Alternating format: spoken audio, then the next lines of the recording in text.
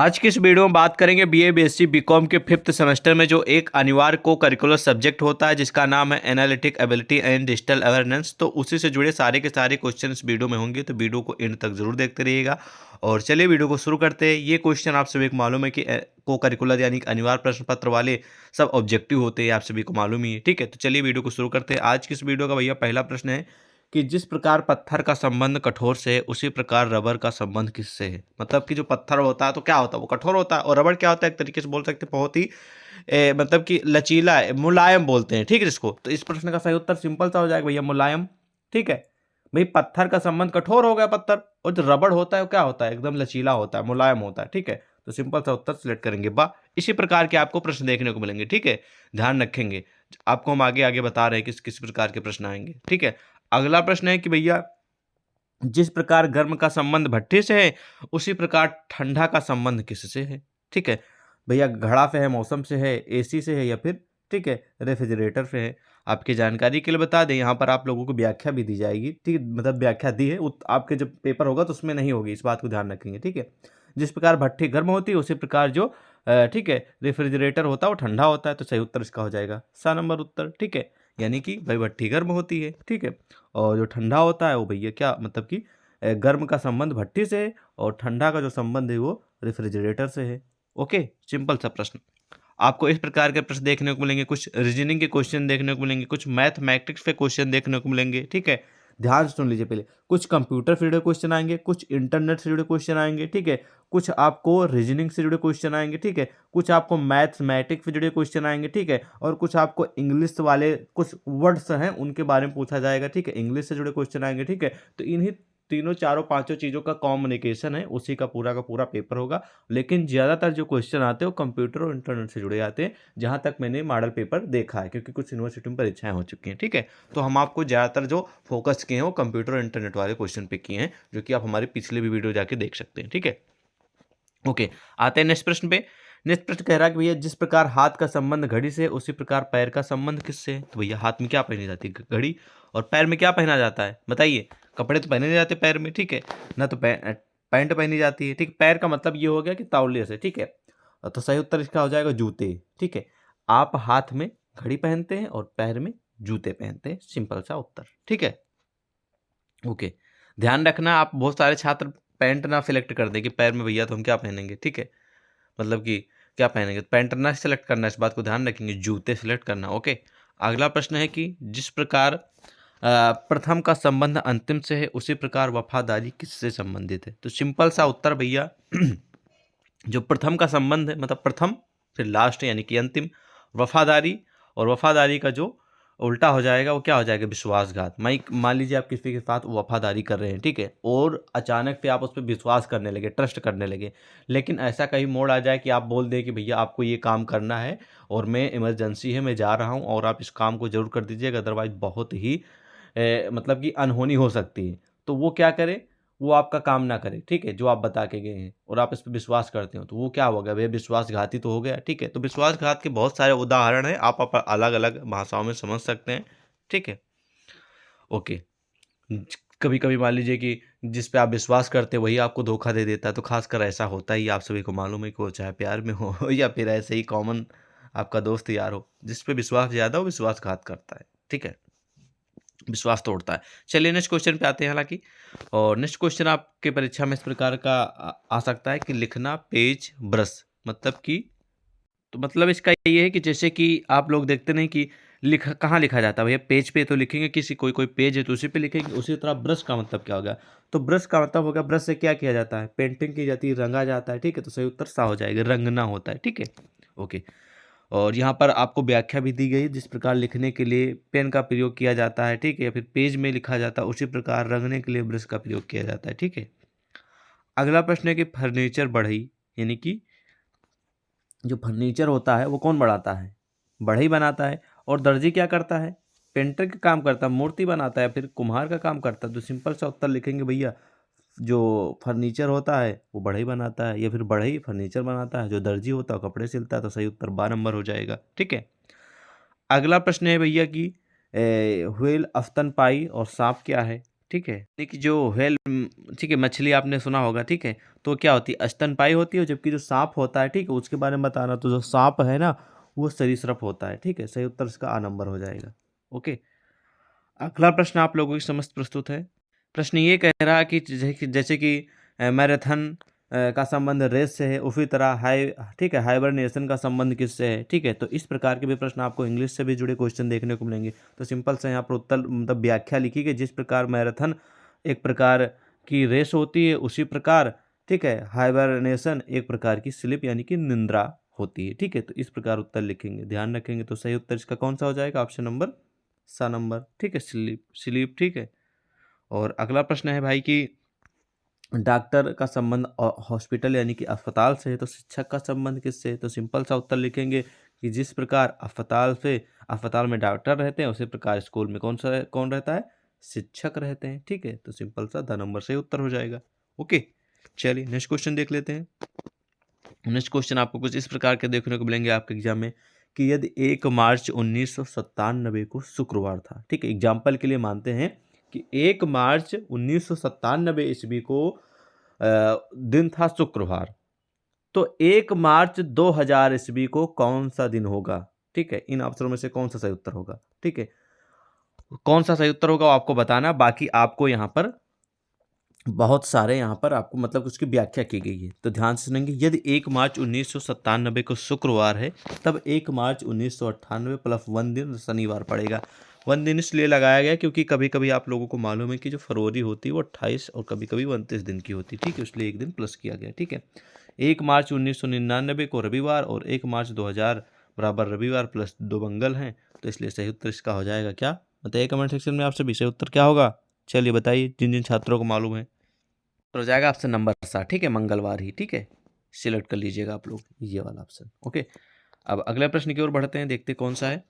अगला प्रश्न भैया कह रहा है कि 1 जनवरी 2003 को बुधवार हो तो 1 जनवरी 2024 को कौन सा दिन होगा। इस तरह के कॉमन क्वेश्चन पूछे जाएंगे, तो ध्यान रखेंगे आप सभी।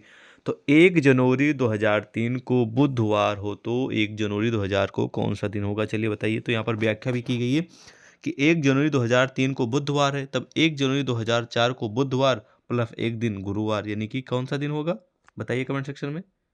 सही उत्तर होगा इसका गुरुवार, क्योंकि आप सभी को मालूम भैया बीच में फरवरी तो पड़ेगी ही पड़ेगी। ठीक है, तो फरवरी वही आपका 28-29 वाला वही मामला हो जाता है। ठीक है, कभी 28 की रहती तो कभी 29 की रहता, 29 रहता तो बढ़ जाता है, 28 रहता तो सही रहता है। ठीक है, ये फिर कम हो जाता है, ऐसा हो जाता है। ठीक है, चलिए नेक्स्ट क्वेश्चन की ओर बढ़ते हैं। नेक्स्ट क्वेश्चन भैया कह रहा है कि यदि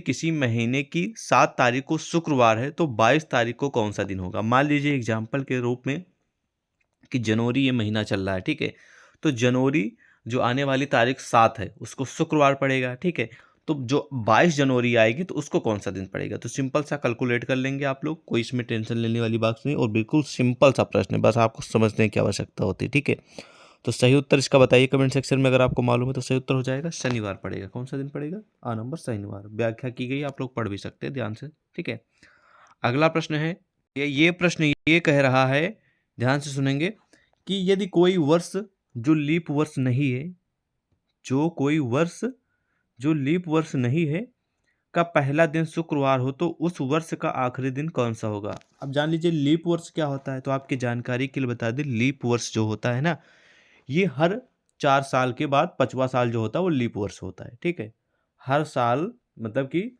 4 साल के बाद जब 5वां साल आता है तब उसे हम लीप वर्ष कहते हैं। ठीक है, यानी कि कुल मिला के मान लीजिए कि आज 2024 में लीप वर्ष है। ठीक है, 2024 में लीप वर्ष है, तो अब अगला लीप वर्ष कब आएगा, एग्जाम्पल के लिए समझते हैं। ठीक है, 2024 में लीप वर्ष है तो अगला जो है वो कब आएगा लीप वर्ष, तो वो 2024 है, 25 छोड़ेगा। ठीक है, 25 है, फिर 26 है, फिर 27 है। ठीक है, उसके बाद फिर अगला जो होगा कौन सा, 24। ठीक है, 24, 25, 26, 27। ठीक है, 3 और 28, फिर 29, यानी कि जब 2029 आएगा तब वो लीप वर्ष होगा। यानी कि लीप वर्ष 4 साल के बाद आता है, 5वां साल जो होता है वो लीप वर्ष होता है। ठीक है, ऐसे ही कॉमन में कितने दिन होते हैं साल भर में, कितने दिन होते हैं, 300 365 होते हैं। कितने दिन होते हैं?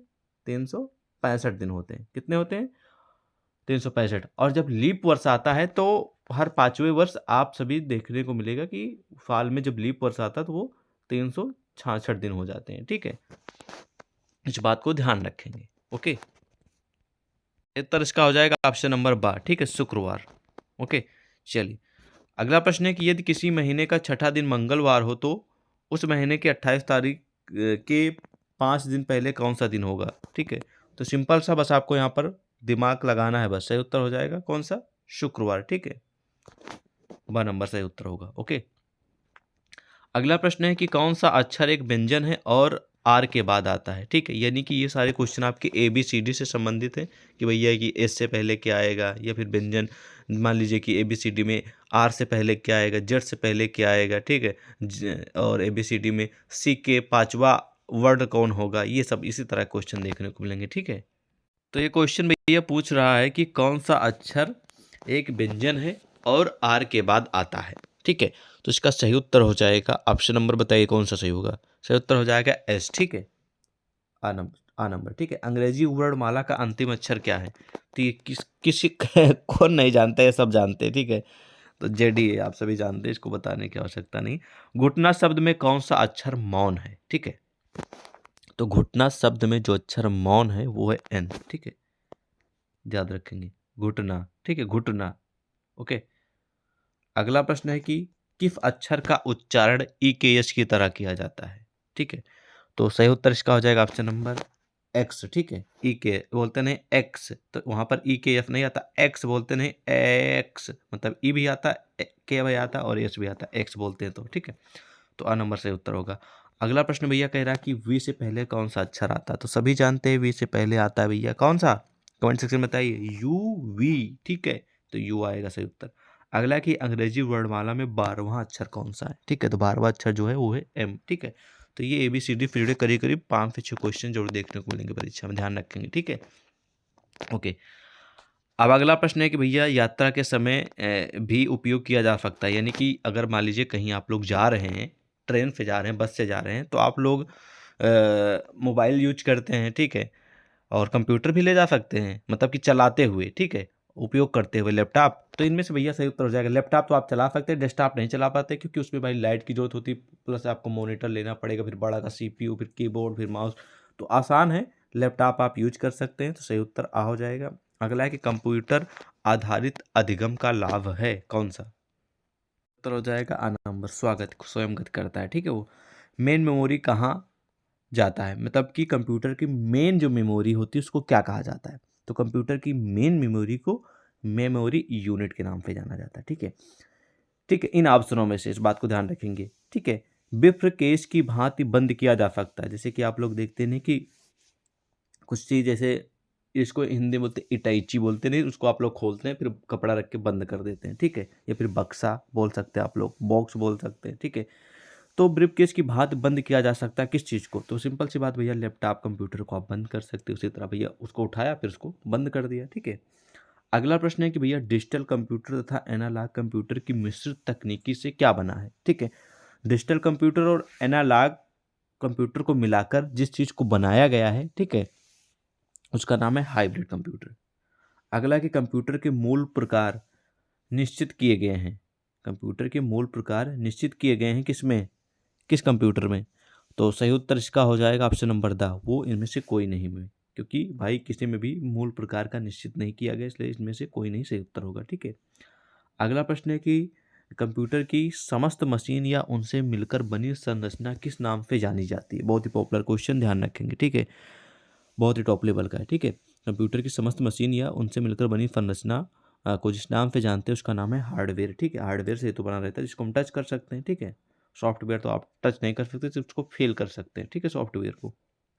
अगला कि आणविक विस्फोट व मिसाइल संचालन जैसे कार्यों में किए जाने वाले गणनाएं संभव हैं, मतलब कि जो विस्फोट के लिए, मिसाइल के लिए, जो बड़े बड़े कार्यों के लिए यूज गणनाओं के लिए की जाती है, वो कौन सा कंप्यूटर है? ठीक है, तो उस कंप्यूटर का नाम है, बहुत ही पॉपुलर क्वेश्चन, याद रखेंगे। ठीक है, वो सुपर कंप्यूटर द्वारा कार्य किया जाता है। ठीक है, आ नंबर सही उत्तर होगा।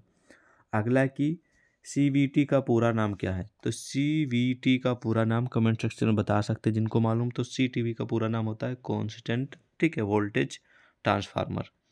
अगला है कि प्रशासनिक सहायक के रूप में कंप्यूटर को माना जाता है, क्या माना जाता है? तो कंप्यूटर मतलब प्रशासनिक सहायक के रूप में कंप्यूटर को माना जाता है कंप्यूटर, ठीक है, व्यवस्थापिक अधिगम। सही उत्तर आ होगा। ओके, अगला क्वेश्चन कि पीसी का पूरा क्या नाम है? तो पी से मतलब पर्सनल, सी से मतलब कंप्यूटर, पीसी का पूरा नाम पर्सनल कंप्यूटर होता है, ठीक है। यूपीएस का पूरा नाम आप सभी जानते ही होंगे, ठीक है, नहीं जानते तो चलिए जान लीजिए। यूपीएस का पूरा नाम होता है, ठीक है, ध्यान रखेंगे, बताइए कमेंट सेक्शन में अगर आपको मालूम है तो, ठीक है, ठीक है। और हो जाए सही उत्तर हो जाएगा ऑप्शन नंबर द, ठीक है, ठीक है, अनइंटरप्टेबल पावर सप्लाई यूपीएस का पूरा नाम होता है, ठीक है। यूपीएस ये कंप्यूटर में होता, मतलब किसी भी डिवाइस में आप लगा सकते हैं, ठीक है, ज़्यादातर कंप्यूटर में यूज किया जाता है। यूपीएस का कार्य ये होता है कि मान लीजिए कि कोई कंप्यूटर है, ठीक है, और वो चल रहा लाइट से, अचानक से लाइट चली गई, ठीक है, ठीक है, तो आपका कंप्यूटर क्या होता है? तुरंत बंद हो जाएगा भैया, क्योंकि लाइट भाई गई तो आपका कंप्यूटर तुरंत बंद हो गया, ठीक है। लेकिन अगर यूपीएस लगा है, एक तरीके के एक बैटरा टाइप का होता है, ठीक है, बैटरी टाइप का लगा होता है, ठीक है, तो इसका कार्य ये होता है कि आपके कंप्यूटर को 10 से 5 मिनट तक वो मतलब कि एक्टिव रखता है, मतलब 10 से 5 मिनट तक वो आपका कंप्यूटर चला सकता है लाइट जाने के बाद भी, ठीक है। तो ताकि आप जो काम कर रहे हैं, ठीक है, तो वो आप आसानी से सेव कर सकें उसको, ठीक है, और आपके आगे आगे काम आए हो। क्योंकि भाई मान लीजिए कोई काम कर रहे हैं आप लोग और अचानक से लाइट चली गई, और लाइट चली गई तो जो आप काम कर रहे हैं, क्योंकि आपने उसे सेव तो किया ही नहीं होता है, ठीक है, तो वो अचानक से डिलीट हो जाएगा, फिर से आपको उतनी मेहनत करनी पड़ेगी। इसलिए यूपीएफ लगा होता है जो कि 10 से 5 मिनट के लिए आपका बैकअप दे देता है। तो उसी बीच आप अपने डॉक्यूमेंट को जो भी काम करें उसको सेव कर लें जब तक लाइट आ जाएगी, ठीक है। तो ये सिस्टम होता है, ठीक है इसका। अगला कि कंप्यूटर अति आवश्यक अंग है किस चीज़ का? तो कंप्यूटर जो अति आवश्यक अंग है वो है हार्डवेयर और सॉफ्टवेयर का, ठीक है, क्योंकि कंप्यूटर में हार्डवेयर और सॉफ्टवेयर दोनों होता है, ठीक है, इन्हीं दोनों का कंबाइंड होता है ये कंप्यूटर, ठीक है। अगला कि माइक्रो कंप्यूटर वह कंप्यूटर है जिसमें क्या लगा होता है? तो माइक्रो कंप्यूटर वह कंप्यूटर होता है जिसमें माइक्रो प्रोसेसर लगा होता है। बी नंबर सही उत्तर होगा, यानी कि बा नंबर, ठीक है। एनालॉग कंप्यूटर का उपयोग किस लिए किया जाता है? एनालॉग कंप्यूटर आपने सुना होगा, तो एनालॉग कंप्यूटर जो होते हैं उनका यूज किस लिए किया जाता है? तो उनका जो यूज है वो यांत्रिक क्षेत्रों में किया जाता है, इस बात को ध्यान रखेंगे, ठीक है। और अगला प्रश्न है कि भैया सीपीयू का पूरा क्या नाम है? तो सीपीयू आपने देखा ही होगा, जो कंप्यूटर के पास इतना बड़ा रखा रहता है बॉक्स, ठीक है, उसको ही सीपीयू बोलते हैं। तो सीपीयू का पूरा नाम होता है, ठीक है, सेंट्रल प्रोसेसिंग यूनिट। सा नंबर सही उत्तर होगा। ओके, अगला है कि कंप्यूटर शब्द का क्या अर्थ है? तो कंप्यूटर शब्द का अर्थ है, आप लोग जानते हैं कि गणना करना होता है। अगला है कि कंप्यूटर का दिमाग होता है, उसकी क्या होता है? आपको ये प्रश्न कॉमन क्वेश्चन है और ज़्यादातर मैंने देखा है कि प्रतियोगी परीक्षाओं में पूछा गया है कि कंप्यूटर का जो दिमाग होता है वो किसे कहा जाता है? तो कंप्यूटर का जो दिमाग है वो सीपीयू को कहा जाता है, इस बात को ध्यान रखेंगे। तो इसी प्रकार आपको मल्टी टाइप के क्वेश्चन देखने को मिलेंगे, कुछ इंटरनेट से, कुछ कंप्यूटर से, कुछ जो कि रीजनिंग मैंने आपको बताया, मैथमेटिक्स, ठीक है, ABCD से संबंधित आएंगे, और आपको तैयारी करके जाना है और सफलता लाना है। और मुझे पूरी उम्मीद है आप मेरी वीडियो सारी देख लीजिएगा एनालिटिक एबिलिटी वाली, तो आपको ज़रूर हेल्प मिलेगी आपके एग्जाम में। बाकी अगर जिस भी प्रश्न का उत्तर नहीं मालूम होगा उसका लास्ट वाला सेलेक्ट करिएगा, द नंबर वाला, ठीक है। जैसे हमको नहीं मालूम है इस प्रश्न का उत्तर, तो हम द सेलेक्ट करेंगे, ठीक है, ये वाला प्रक्रिया अपनाइएगा जिस प्रश्न का उत्तर नहीं मालूम है, और सभी प्रश्नों का उत्तर देकर आइएगा, इस बात को भी ध्यान रखेंगे, ठीक है। जय हिंद।